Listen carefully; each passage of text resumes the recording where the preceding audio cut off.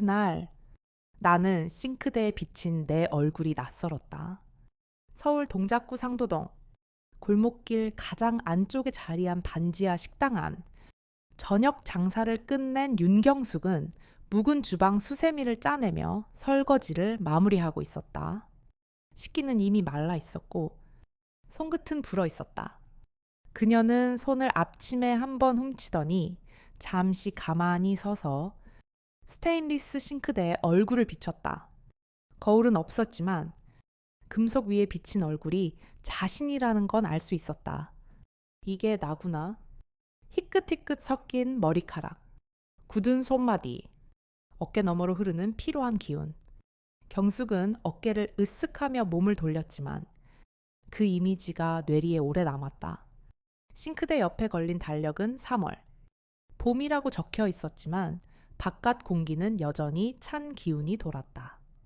문틈 사이로 스며드는 찬 기운은 허리까지 파고들었고 경숙은 반사적으로 허리를 한번 움켜쥐었다.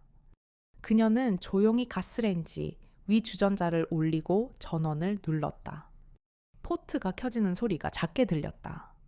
한동안 아무 일도 하지 않고 멍하니 서 있는 자신이 낯설었지만 이상하게도 마음 한켠이 조용했다. 이제 나도 좀 쉬고 싶다. 그 말은 누구에게 한 것도 아니고 크게 말한 것도 아니었다. 입술 사이로 새어나온 아주 작은 속말. 마지막 손님이 떠난 이 식당은 이제 내일이면 문을 닫는다. 20년이었다. 남편이 갑작스레 세상을 떠난 그 해, 경숙은 아들 진우를 혼자 키우기 위해 국밥 냄비를 들었다. 아침 6시 반부터 밤 10시까지. 손목이 붓고 허리가 굽어가도 그냥 해냈다. 아무도 안 도와줘서가 아니라 그게 익숙했기 때문이다. 경숙은 안방으로 들어가 가방을 꺼내놓고 잠시 앉았다. 선풍기와 플라스틱 바구니, 속 우편물 사이에서 눈에 띄는 전단지 하나가 튀어나와 있었다. 동작문화센터, 중장년 서양 요리 입문반, 모집 와인 기본, 파스타 만들기. 전단지는 연한 하늘색이었고 접힌 자국이 마치 오래전 누군가의 손에 있던 것처럼 보였다. 경숙은 망설이듯 그 종이를 손에 쥐고 다시 펼쳐보았다. 파스타라 와인이라 생소한 단어였다. 평생 된장국, 잡채, 갈비찜만 해온 사람에게는 낯설기 짝이 없었다. 하지만 종이 속 개강일 3월 셋째 주 화요일이라는 문구가 유독 눈에 걸렸다. 경숙은 전화를 들었다. 손가락이 주저하다가 천천히 눌렀다. 네, 동작문화센터입니다.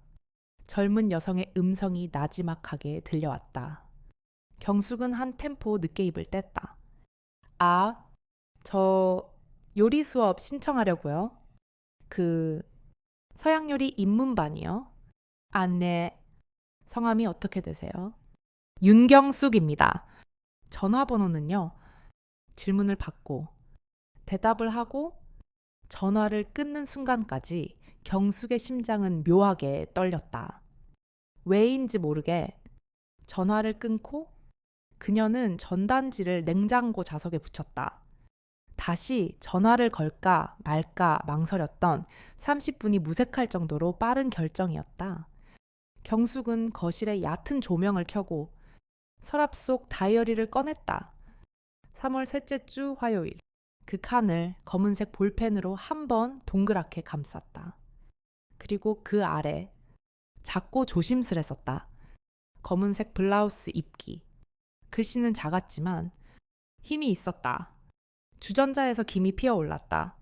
물이 끓었다는 신호음이 작게 울렸고 경숙은 찻잔을 꺼내어 보이차 티백을 넣었다. 뜨거운 물을 붓자 은은한 향이 부엌을 감쌌다. 자리에 앉아 찻잔을 두 손으로 감싸쥐니 손끝에 따뜻함이 전해졌다. 눈을 감은 채 경숙은 이렇게 생각했다. 내가 뭘 좋아하는 사람인지 기억이 안 나. 그걸 찾아야겠어. 아들 진우에게는 아직 말하지 않았다. 늘 바빴고. 엄마, 건강 잘 챙겨 같은 말도 이제는 자동응답처럼 들렸다. 하지만 그건 진우가 나빠서가 아니라 세상이 그런 거겠지. 아들을 향한 원망이 아니라 그저 그 간극이 문득 서글퍼졌다. 이튿날 식당의 간판을 떼기 위해 사다리를 탄 날, 옆 가게 아주머니가 말했다. 경숙 씨도 이제 좀 쉬어. 그동안 정말 수고했어. 그러게요. 나도 이제 좀 내 시간 좀 가져보려고요. 어디 여행이라도 가. 경숙은 잠시 망설이다 말했다. 아니요. 요리 수업 좀 받아보려고요. 어머, 잘 됐다. 사람들도 만나고 기분 전환도 하고 경숙 씨가 요즘 얼굴이 좀 펴졌어. 그래, 보여요. 전에는 맨날 긴장한 사람 같았는데 지금은 좀 사람 같달까? 서글픈 말이었지만 이상하게 웃음이 났다. 그날 밤 경숙은 창밖을 오래 바라보았다. 봄비가 추적추적 떨어지는 골목길.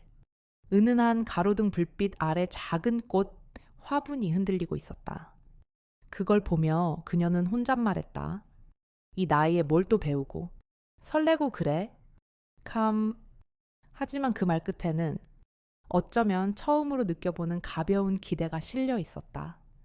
다음 주 화요일 수업 첫날 검은색 블라우스를 입자 문화센터 조리실 안에 들어서는 순간 윤경숙은 숨을 한번 삼켰다. 발밑으로 조용히 구두 소리가 깔렸다. 한쪽 벽면에 반사된 햇살이 번졌고 조리대 위에는 무광 파스타팬과 와인병, 광택 있는 수저들이 가지런히 놓여 있었다. 경숙은 본능처럼 손가락을 구두 두 뒤축으로 옮겨 살짝 뒤로 밀었다. 소리가 덜 나게 자신이 낯선 장소에 있다는 걸 몸이 먼저 느끼고 있었다. 오전 반 아니셨어요. 옆자리에 앉은 중년 여성이 조용히 말을 걸었다. 아니요? 저는 오늘 처음이에요. 입문 반요. 저도요. 이름이 윤경숙 씨. 네. 저는 정미라예요. 잘 부탁드려요. 작은 인사 한마디에 경숙은 안도했다. 조금씩 경직됐던 어깨가 풀렸다. 그러나 시선은 본능적으로 공간을 훑었다. 조리대, 벽면의 유리 선반, 그리고 그 너머 창가 쪽 모서리에 혼자 앉아있는 남자가 눈에 들어왔다. 나이가 60대 후반쯤 되어 보이는 노신사. 정갈한 그레이빛 양복 차림에 조리도구를 하나하나 유심히 들여다보는 모습이 눈에 띄었다. 동작 하나하나가 조용했고 주변 사람들과도 눈을 맞추지 않았다. 어딘가 자신과 비슷하다는 느낌이 스쳤다. 조심스럽고 혼자 있고 싶어 하며 그러나 아주 작은 틈을 누군가 알아봐 주길 바라는 마음. 첫 수업은 올리브 오일을 활용한 간단한 파스타 만들기였다. 강사가 천천히 설명을 시작하자 수강생들이 하나둘 재료를 꺼내기 시작했다. 경숙도 장갑을 끼고 조심스레 파스타면을 꺼냈지만 당황한 얼굴이 역력했다. 이거 언제 넣는 거죠? 그 순간 바로 옆에 선 노신사가 부드럽게 말했다.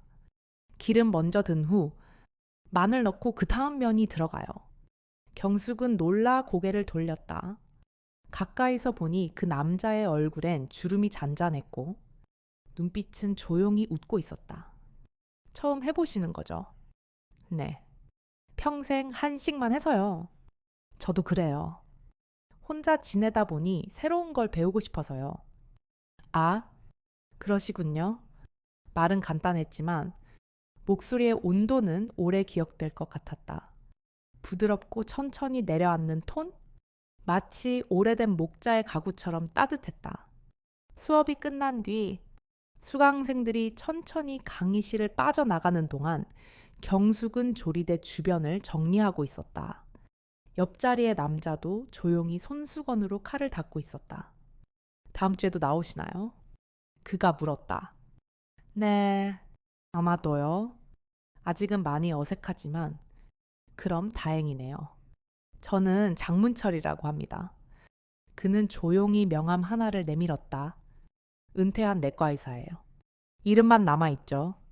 경숙은 명함을 받아들었다. 이름 아래 적힌 직업과 자그마한 로고.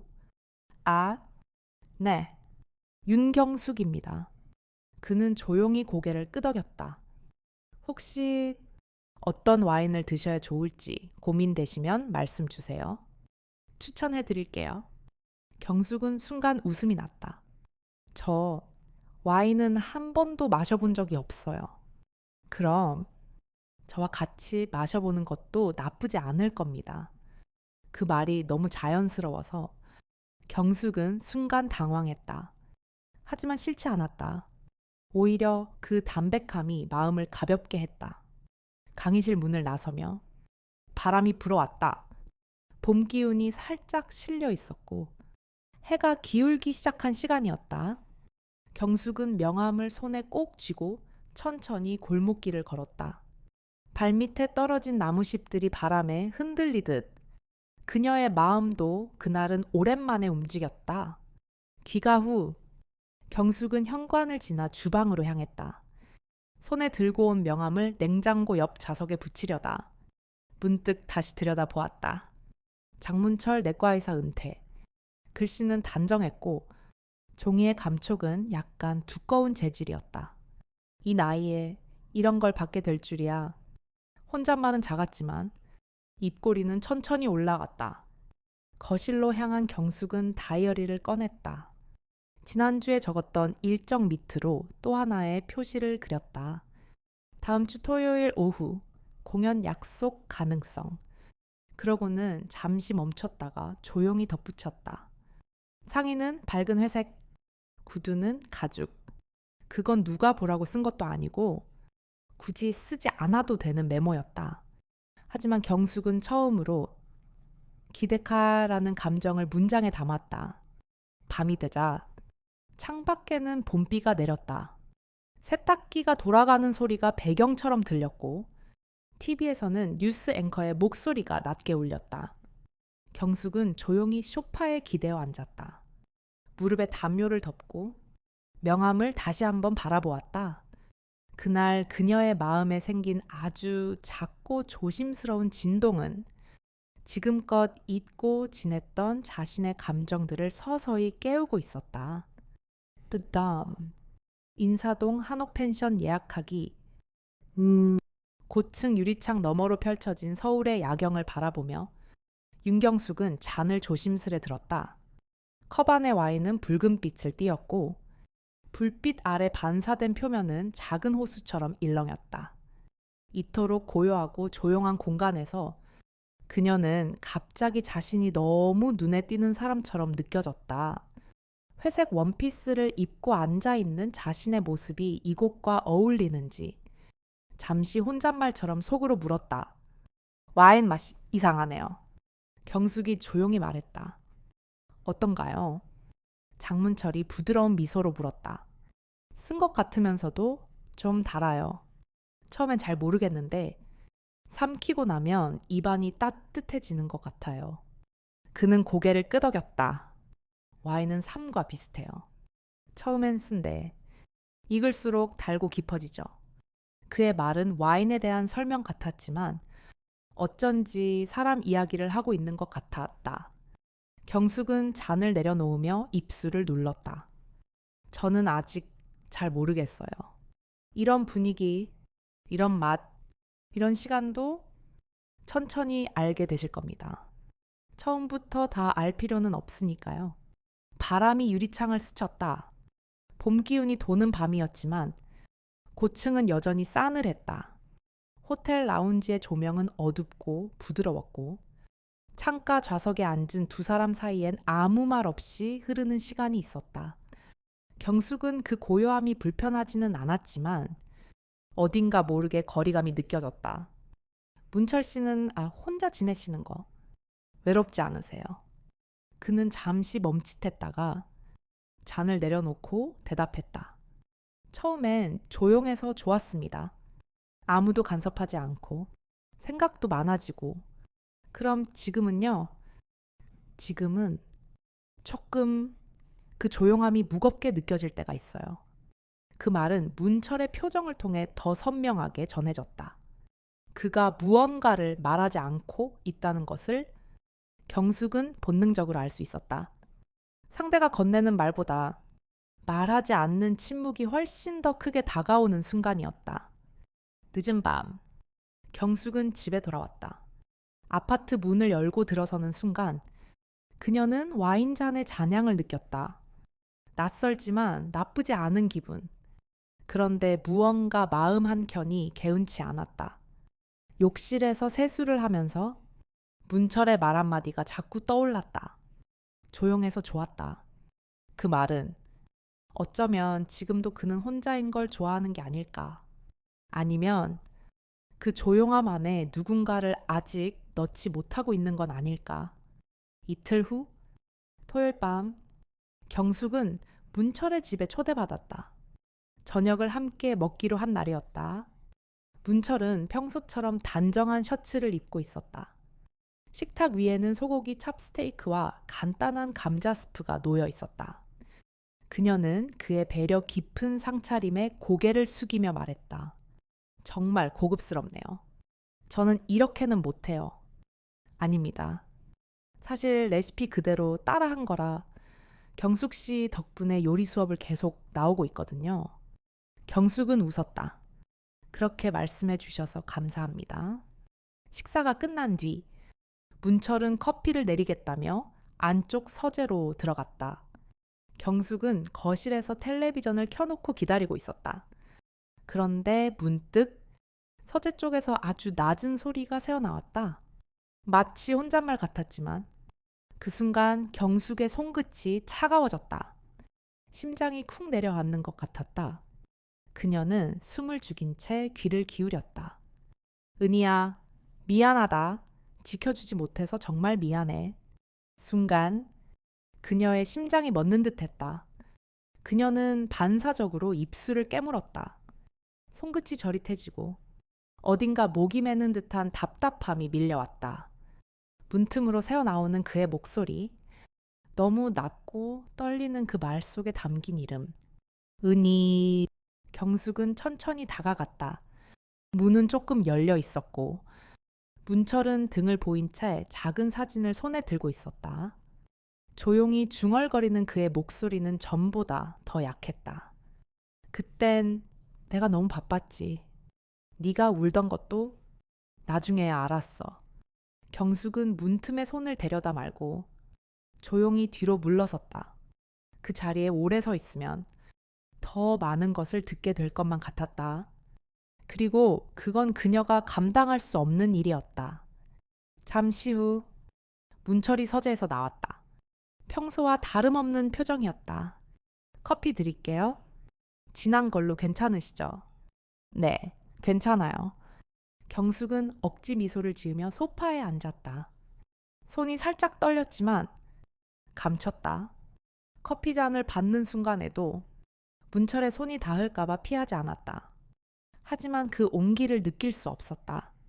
커피 향은 진했지만 마음은 맹했다.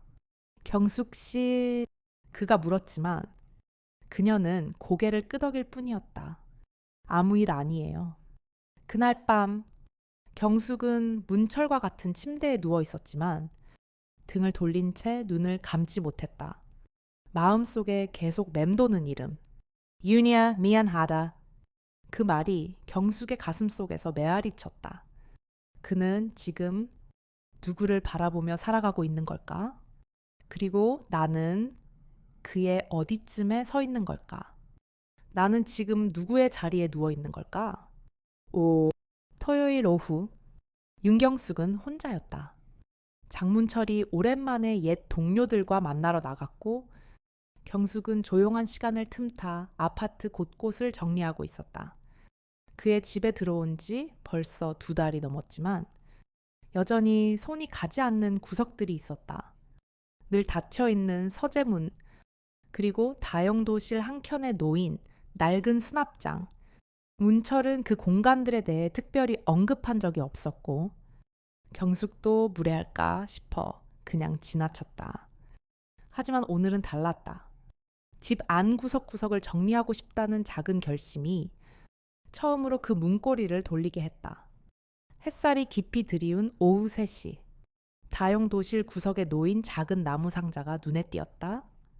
낡은 것처럼 보였지만 먼지는 그리 많지 않았다. 경숙은 잠시 멈춰섰다. 이걸 열어도 될까? 송긋이 상자 위를 더듬었다. 잠금 장치는 없었고 뚜껑은 가볍게 열렸다. 안에는 정갈하게 묶인 편지, 묶음 하나가 놓여 있었다. 리본으로 묶인 하얀 봉투들. 맨 위에 놓인 편지를 조심스럽게 펼쳤다. 은희야, 지금도 미안해. 네가 그렇게 울며 나를 붙잡을 때 나는 왜 아무 말도 못했을까? 경숙의 손이 떨렸다. 편지는 누군가에게 보낸 것이 분명했지만 봉투는 모두 그대로였다. 그리고 모든 편지의 수신자 이름은 같았다. 은희, 전처의 이름이었다. 한 장, 두 장. 편지를 읽을수록 문철의 마음이 적나라하게 드러났다. 그땐 일밖에 몰랐어. 네가 얼마나 외로웠는지. 나중에 알았어. 지금은 다시 사랑을 시작했어. 좋은 사람이야. 하지만 가끔은 네가 생각나서 견딜 수가 없어. 경숙은 숨을 참은 채 편지를 내려놓았다. 눈가가 뜨거워졌다. 이게 뭐지? 이 사람은 지금 누구를 사랑하고 있는 거지? 자신은 단지 외로움의 대체물일 뿐이었을까? 가슴 속에서 무언가 뜨겁고 날카로운 것이 일어났다. 화였는지 슬픔이었는지 모호한 감정이 목 끝까지 차올랐다. 문철이 돌아왔을 땐 이미 저녁이 어두워지고 있었다. 현관문이 열리고 그의 발걸음 소리가 들려왔지만 경숙은 아무 말 없이 주방에서 설거지를 하고 있는 척했다. 문철이 다가와 웃으며 말했다. 오늘 집안이 더 환해졌네요. 많이 정리하신 모양이에요? 조금 시간이 나서 그의 표정은 변함없었지만 경숙의 말투는 어딘가 차가웠다. 문철은 그걸 눈치채지 못한 듯 커피를 내리러 안으로 들어갔다. 저녁 식사를 하면서도 경숙은 한마디 말이 없었다. 수저를 움직이는 소리만이 조용히 흐르고 있었다. 무슨 일 있으세요? 문철이 조심스럽게 물었다. 그냥 좀 피곤해서요. 오늘 정리 많이 하셨나 봐요. 이것저것 말끝이 흐릿했다. 식사를 마친 뒤 문철이 평소처럼 다가와 그녀의 어깨에 손을 얹으려 하자 경숙은 조용히 몸을 피했다. 무슨 일 있으신 거 맞잖아요. 그 말에 경숙은 눈을 들었다. 그리고 아주 천천히 입을 열었다. 편지들 봤어요. 문철의 얼굴에서 피가 가신 듯 창백해졌다. 그는 한동안 아무 말 없이 가만히 있었다.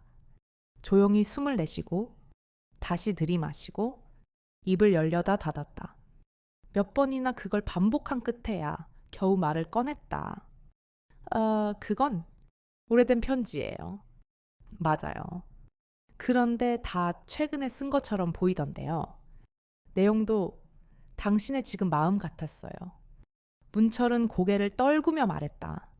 그건 내 방식의 기도였어요.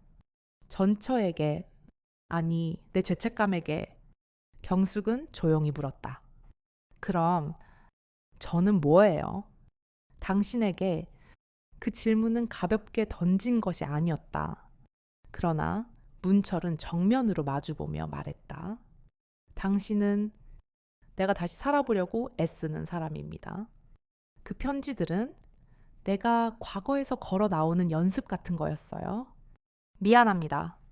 그렇게 밖에 표현할 수 없었던 걸 경숙은 그의 말 속에서 진심을 들었다. 여전히 얽매인 차에 살아가는 남자, 그리고 그 과거를 벗어나고 싶은 마음.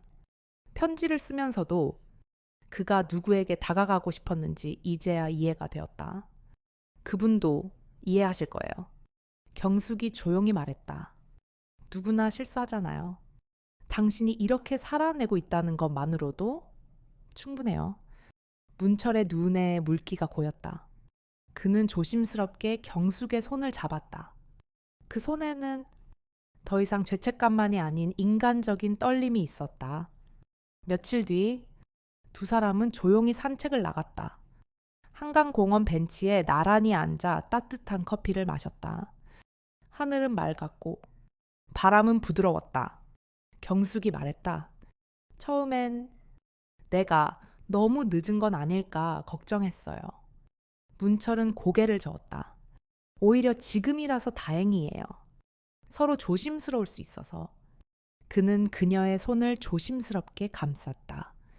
당신 덕분에 나는 이제 죄책감이 아니라 사랑으로 누군가를 바라볼 수 있게 됐어요. 경숙은 그 말을 조용히 들었다. 그리고 손을 가볍게 감싸쥐었다. 그녀의 손바닥이 서서히 따뜻해졌다. 심장이 천천히 가라앉는 듯했다. 오래 닫혀있던 마음 한켠이 조금씩 풀려가는 느낌이었다. 이번엔 제 손을 잡아주세요. 봄비가 지나간 다음 날 아침, 윤경숙은 여느 때처럼 이른 시간에 눈을 떴다. 아파트의 커튼 사이로 부드러운 햇살이 스며들었고 창문을 열자 흙냄새와 함께 새벽 공기가 코끝에 스쳤다. 문철은 이미 부엌에서 물을 두고 있었다. 전기주전자의 소리가 잔잔하게 울려 퍼졌고 차시피 잔 안에서 천천히 퍼져나갔다. 그 조용한 소리만으로도 경숙은 무언가가 달라졌다는 것을 느낄 수 있었다. 어젯밤 문철의 손을 다시 잡은 후 처음 맞는 아침이었다. 아주 조심스럽게 그러나 분명하게 변화가 시작되고 있었다. 차 데우실래요? 문철이 묻자 경숙은 작게 고개를 끄덕였다. 네, 진하게요. 잔을 건네받으며 손이 닿았지만 이번엔 피하지 않았다. 손끝에 닿은 따뜻함이 조용히 퍼졌다.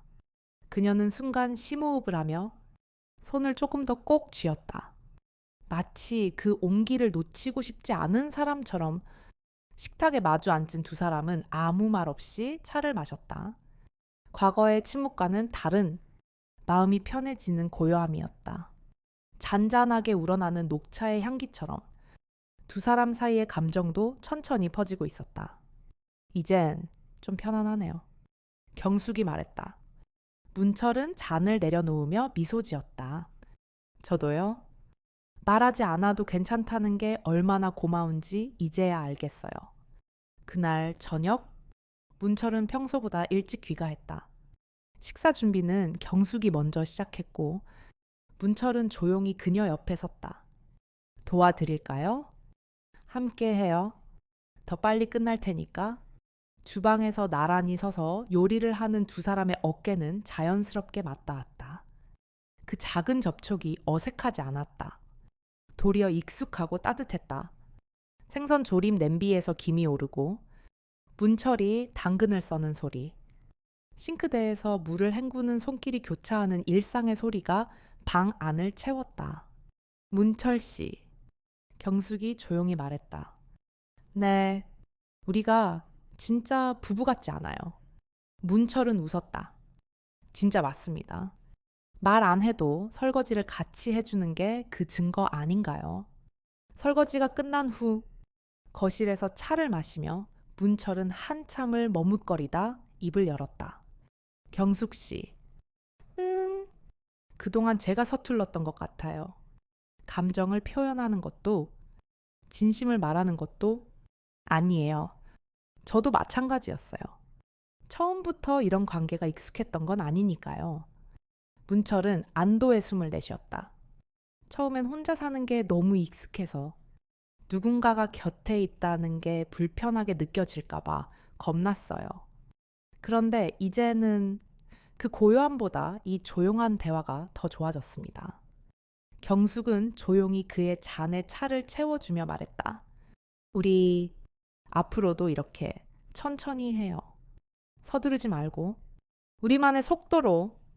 밤이 깊어지자 두 사람은 침실로 들어갔다.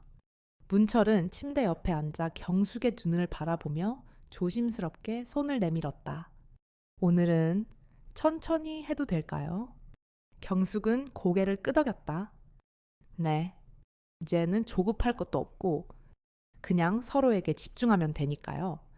그날 밤 두 사람은 이불 위에 나란히 누워 서로의 눈을 바라보았다. 문철은 경숙의 손을 잡고 부드럽게 이마를 맞댔다. 말없이 그저 숨소리만 들리는 공간에서 감정이 깊어지고 있었다. 경숙은 손끝으로 문철의 머리카락을 쓰다듬으며 말했다. 이제부터가 진짜 시작인 것 같아요. 감정을 나누는 것도, 기다려주는 것도. 문철은 그녀의 손을 잡고 조용히 입을 맞췄다. 그 입맞춤은 가볍고 조심스러웠지만 분명히 말하고 있었다. 당신이 있어서 내가 다시 살아있다는 걸 느껴요. 조명이 꺼진 침실 안. 두 사람은 서로의 천에 기대어 잠이 들었다. 젊은 시절의 격정은 없었지만 그보다 깊은 안도와 연결감이 있었다. 감정을 알아가고 표현하고 다투고 다시 껴안는 모든 과정이 천천히 흐르고 있었다. 경숙은 잠결에 문철의 등을 조심스럽게 쓸어내렸다. 괜찮아요. 지금 이대로 좋아요. 그 말에 문철은 더욱 조용히 그녀를 안았다. 그럼 다음 인사동 한옥 펜션 예약하기. 금요일 오전. 아들의 전화벨이 울렸을 때 윤경숙은 늦은 아침 설거지를 막 마친 참이었다. 평소보다 한결 느긋한 기분으로 전화를 받았지만 아들 진우의 목소리는 평소와 달랐다. 엄마, 요즘 어디서 지내? 왜? 아무것도 아니야. 그런데 외할머니 기일도 안 챙기고 통 연락도 없어서. 경숙은 순간 말문이 막혔다.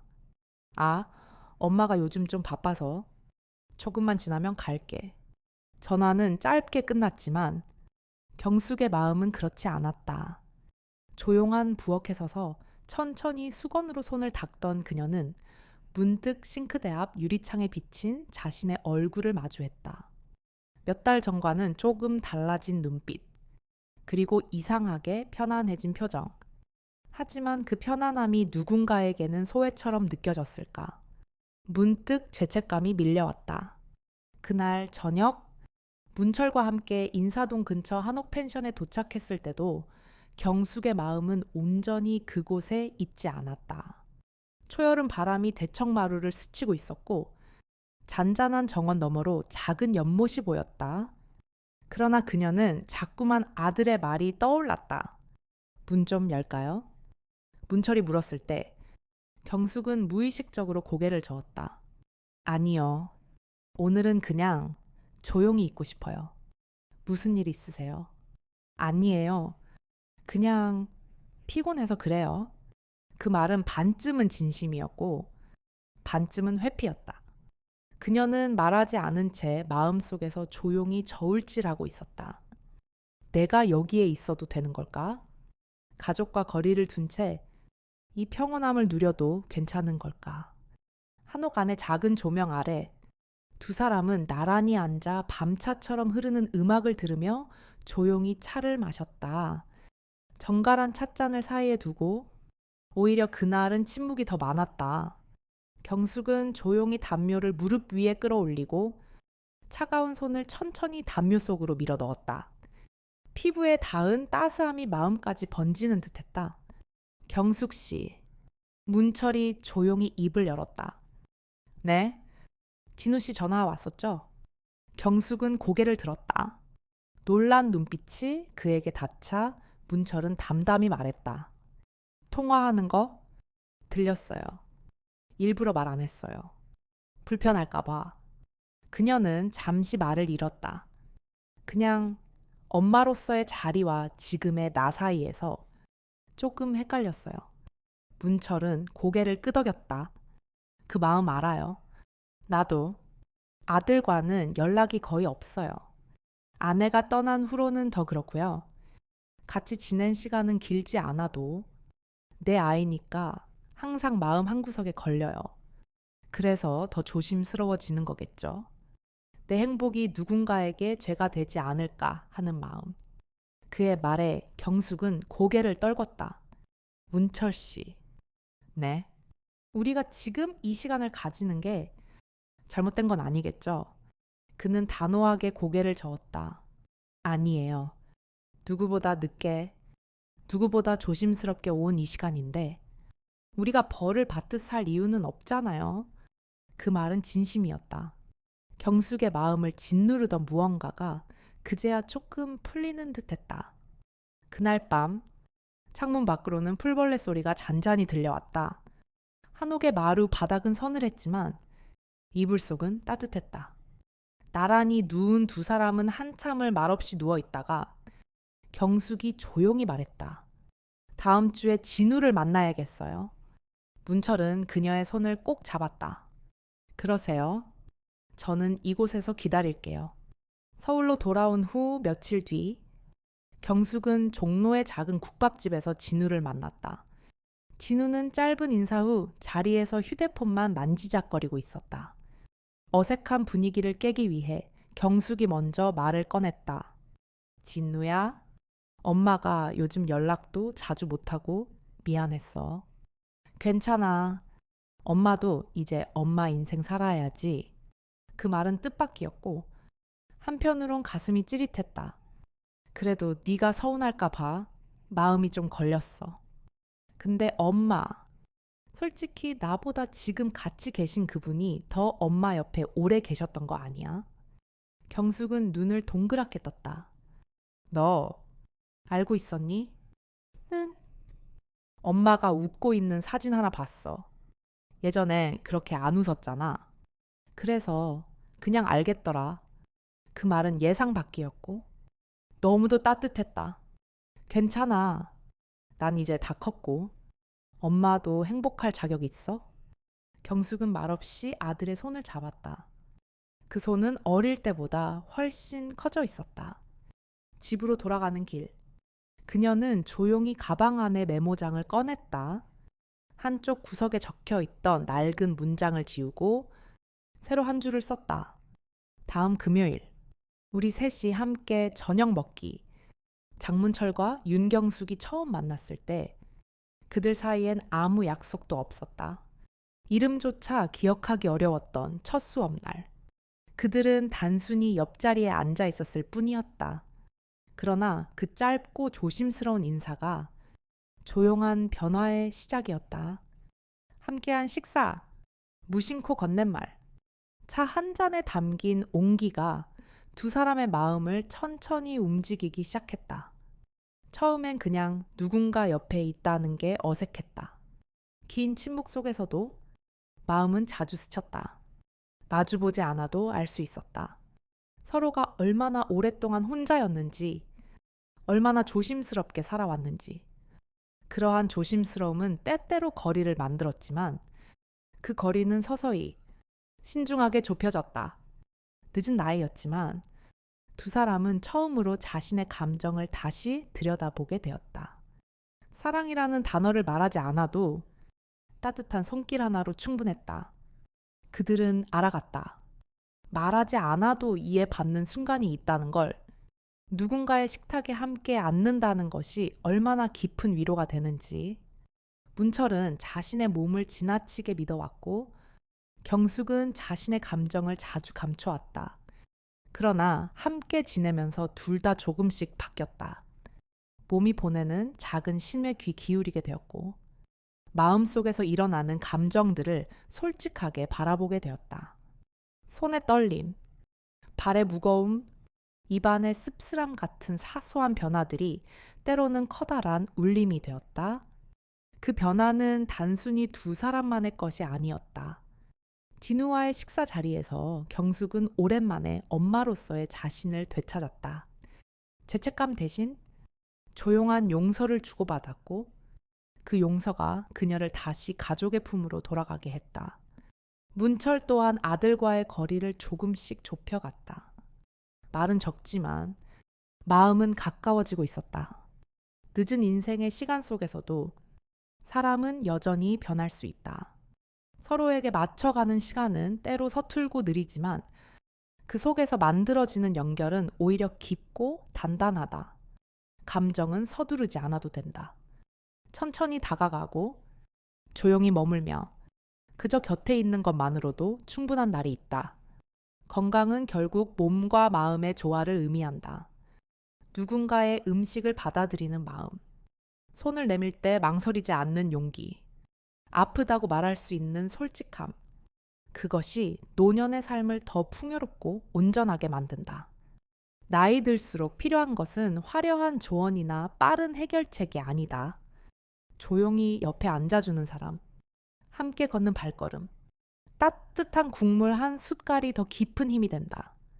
경숙은 이제 문철과 함께 아침을 맞이하고 함께 저녁을 준비한다.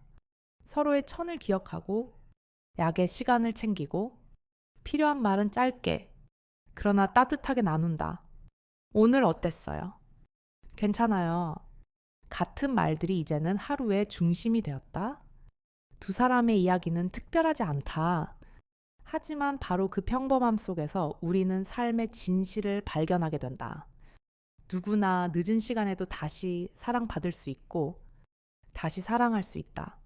몸이 점점 느려지고 기억이 흐려지는 와중에도 마음은 여전히 살아있고 누군가를 위해 여전히 뛰고 있다. 삶의 어느 시점에서든 우리는 회복할 수 있다. 가족과의 관계도 스스로의 감정도 몸의 신호에 대한 감각도 중요한 건 그것을 인식하고 조용히 돌보는 일이다. 건강은 단지 병이 없다는 뜻이 아니라 함께 웃을 수 있는 사람이 있다는 것, 따뜻한 손이 있다는 것이다. 문철은 여전히 아침이면 조용히 차를 우리고 경숙은 다이어리에 작은 메모를 남긴다. 두 사람은 미래를 약속하지 않는다. 대신 오늘 하루를 다정하게 마주하고 서로의 존재를 기억한다. 그것이면 충분하다고 믿는다. 사랑은 때로는 눈에 보이지 않는다. 하지만 그 사랑은 누군가의 등 뒤를 조심스럽게 감싸는 손길이 되기도 하고 식탁에 올라온 미역국 한 그릇이 되기도 하며 한밤중 이불을 정리해주는 마음이 되기도 한다. 그 작고 조용한 사랑이야말로 사람을 살리는 힘이 된다. 이야기를 마무리하며 우리는 다시금 되묻는다. 오늘 당신 곁에는 그 따뜻함이 있나요? 아니면 당신이 그 따뜻함이 되어줄 수 있나요? 조용히, 천천히, 그러나 분명히 몸의 작은 신에 귀 기울이세요. 그리고 마음의 속삭임에도 침묵하지 말고 손을 내밀어 주세요. 언젠가는 그 손이 또 다른 삶의 문을 열어줄지도 모릅니다. 누군가의 일상이 되어간다는 것. 그것만큼 오래 남는 사랑은 없습니다. 마지막까지 함께 이야기를 들어주셔서 진심으로 감사드립니다. 이 이야기가 마음에 닿으셨다면 좋아요와 구독 버튼을 가볍게 눌러주세요. 긴 글 남기기 어려우시다면 댓글에 all has이라는 숫자 하나만 남겨주셔도 괜찮습니다. 그저 이 따뜻한 순간을 함께 해주신 것만으로도 충분히 고맙습니다. 다음 이야기에서도 잔잔한 온기로 다시 찾아뵙겠습니다.